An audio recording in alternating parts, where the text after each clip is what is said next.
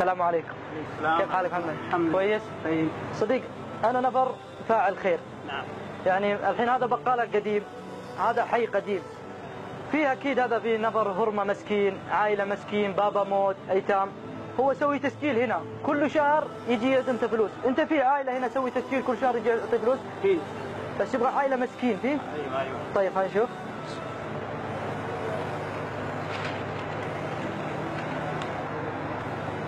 هنا في 450 ريال. 450 ريال. فين؟ أيوه. هو السكن هنا؟ أيوه. قريب؟ يا قريب. طيب ما في مشكلة. أيوه. أنا أبغى أسدد هذا 500 ريال. نعم. بس أنا يبغى أنت يعطي نمبر هذا عشان أكلم هو، أنا كلام خلاص سدد بقالة. إن شاء الله. في نمبر هو؟ أيوه. كم؟ 055. دقيقة.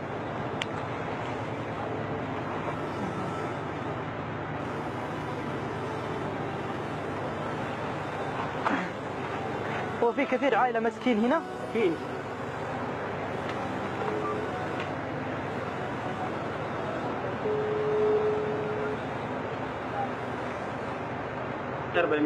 ريال.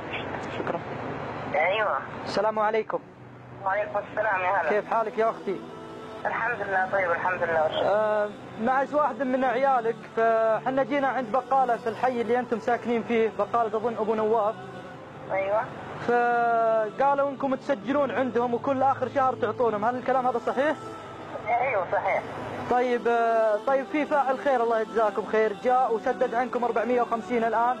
الله يجزاك انت ويا الخير ان شاء الله. الله يكتب اجرك. انا ان شاء الله ابنك، واذا ما قابلتني في الدنيا ان شاء الله نتقابل في الجنه، وفقكم الله. لا والله ولد، لا والله ان شاء الله ابني وتشرف انك ابني. الله يكتب اجركم. سلام الله عليكم. سلام عليكم. ويكثر من امثالكم. الله يجزاكم خير. الله يجزاكم خير. شكرا يا حبيبي.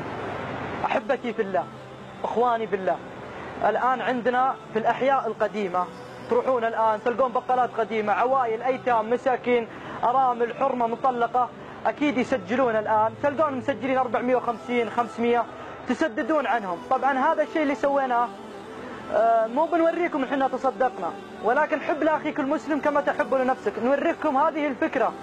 الله الآن أنت راعي بيت، الآن أنت وزوجتك وأولادك سددوا عن الناس، ادخلوا السرور في قلوبهم. أنتم يا شباب قرب لو تقطون كل واحد 30 ريال 40 ريال وتسددون عن العوائل، أو أنت يا أختي الغالية صديقاتك في الجامعة قرب تدخلون السرور في قلوب إخوانكم، فأنتم تعلمون أن الصدقة تطفي غضب الله.